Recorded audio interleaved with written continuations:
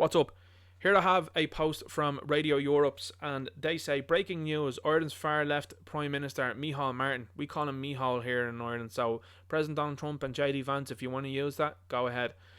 By the way, whilst I'm here, make sure that you share this video and also tag real Donald Trump and JD Vance in on this video and certainly in this post as well, because let them know the types of individuals that they are inviting into the White House. I'm sure they're keenly aware.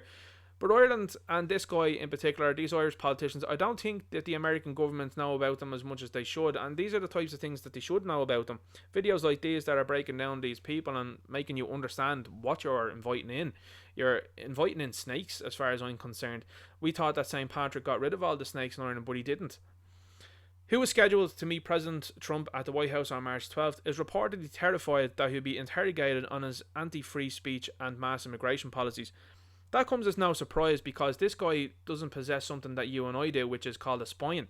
So of course he's afraid, because he's afraid of being embarrassed on national television in front of the entire world and exposed as to what he is. These are two huge things that need to be discussed, and he should be absolutely dismantled when it comes to these things. What I also will say, just to add to that, there's a litany of things that I can add to that here. One thing that I'll start off with first is, he has been very interested in the sovereignty and support of Ukraine over the last couple of years, so much so that the Irish government have taken it upon themselves, not through the people, but taken it on themselves to send foreign aid to all sorts of different places, different countries, including Ukraine, when the Irish people here are struggling. So, the money would be better off spent here rather than being sent in foreign aid. We don't agree to that. We didn't consent to that. So, that's something I would like to see be brought up. He also is very, as I said, very interested in the sovereignty of Ukraine. You know, he has dropped the jocks many a time and grabbed the ankles and spread the cheeks there for Ukraine for their sovereignty. But when it comes to Irish sovereignty, this is a quote from Micheál Martin. Quote, "We want nothing to do with a backward-looking idea of sovereignty," end quote. He's talking about Irish sovereignty there. Men and women fought and died over 800 plus years against British oppression for guys like this to just hand the keys over to nameless, faceless entities in the likes of the EU. Something that has been a disaster here for Ireland. The Irish people don't want to be part of the EU anymore. It's resulted in horrific things here in this country. It's resulted in a migrant crime wave here in this country. It has resulted in a housing crisis here in Ireland.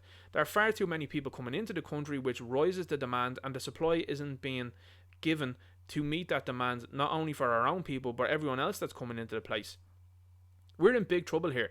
We'll also speak about the economy. The economy was shut down, it was over the Chinese flu, and people were discriminated against here in this country. Civil rights, freedoms and liberties were taken away over the sniffles. And this government saw fit at the time to introduce a vaccine passport so that they could create a two-tier system, and other people, so that other people could absolutely be discriminated against. And these are supposedly people in the government that are championing the idea of not discriminating against people. They're absurd individuals. They've been on television calling people far right and racist for noticing what's going on in their country, which is we're being replaced. There's a migrant crime wave like never before. And we've also then got, as I said, people unable to buy a house and live in it. You've got people well into their 30s and 40s living at home with their parents. But then you've got people coming in from places like Africa and India, and they're getting houses, and you're looking at that going, what's going on here? So the mass immigration needs to stop. Also, when they are speaking about anti-free speech, this is a government that are going mad for censorship. There has been regular situations where they've been caught out going on to the likes of podcasts and in interviews and have been given pre-loaded questions, which is wrong, because then that's not authentic. That's gaming the system, is it not? What I would ask as well to America, because it seems like our Irish police don't seem to be too interested in it, but what I would ask you as well is maybe Kash Patel, this might be a good thing to do. Investigate what sort of links that these guys here in the Irish government and the politicians here have. Investigate what sort of links they may have to the likes of George Soros and the World Economic Forum and places like that there, because it makes no sense to me as to why these people are cozying up to those individuals and why they're cozying up to the EU when it's been very detrimental for our country. Micheál Martin is a guy that has ran away from people, has ran away from the average Joe soap on the street when they've asked questions, has shown disdain multiple times, actually looks to be sickened when an average Joe here in this country speaks to him. He has the mannerisms of Monty Burns from The Simpsons. And he's not someone that I think represents Ireland at all. I'll also hone in as well on the November election here in Ireland that saw people that have had a very bad political career. Like, think about it like this. Micheál Martin's in politics since 1985. Can you name one achievement that this man has done for this country and for the people? I can't. I know people will be in the comments and go, well, actually, as a matter of fact, Ninja, he actually did support the unaliving of children through the referendum on Repeal the 8th. That's his legacy, is it? Well, also, Ninja, he actually supported a yes vote for people for same-sex marriages. That's his legacy, is it? That's it, is it? I don't know about you, but that's a very poor legacy when it comes to being a Christian country. So to me, I think that this is a guy that the Americans should be well aware who they're inviting in. This guy, in my opinion, is just as bad as Zelensky, Starmer, Macron, any of them. Trudeau, it doesn't matter. This guy is part of the club here as far as I'm concerned, along with his other cohorts and colleagues within the Dáil. And I just want to hone in as well, just once more, on the November election. There are people that got very suspect results there, in my humble opinion. We've also seen, and I've done a video on it, where sticky tape was used to seal doors. There was also allegedly 500,000 people on the register. Does that sound familiar, America? And people don't know who voted for who, or what they voted for. And that occurred in the November election here in Ireland. So, you've also then got immigrants that were voting in that election. So, immigrants, foreigners voting in Irish elections here in Ireland. And then people that were not asked for ID when they went to vote. Does that sound familiar, America? Because it should do. And I think that that's wrong. And so do you guys.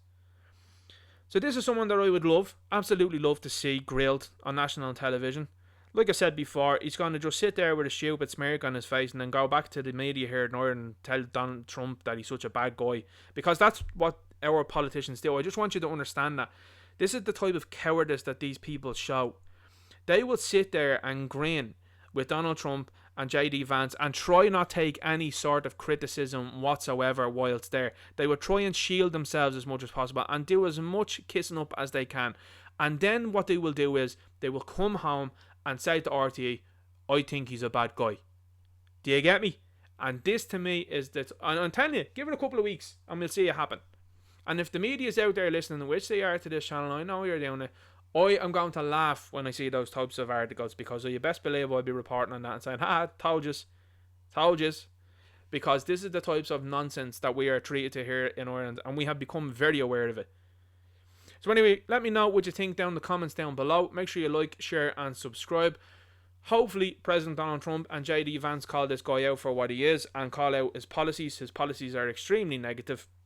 And the idea of trying to shut down debate and encourage censorship bureaus, which is what's happening here in Ireland, into the country is a very wholly negative idea.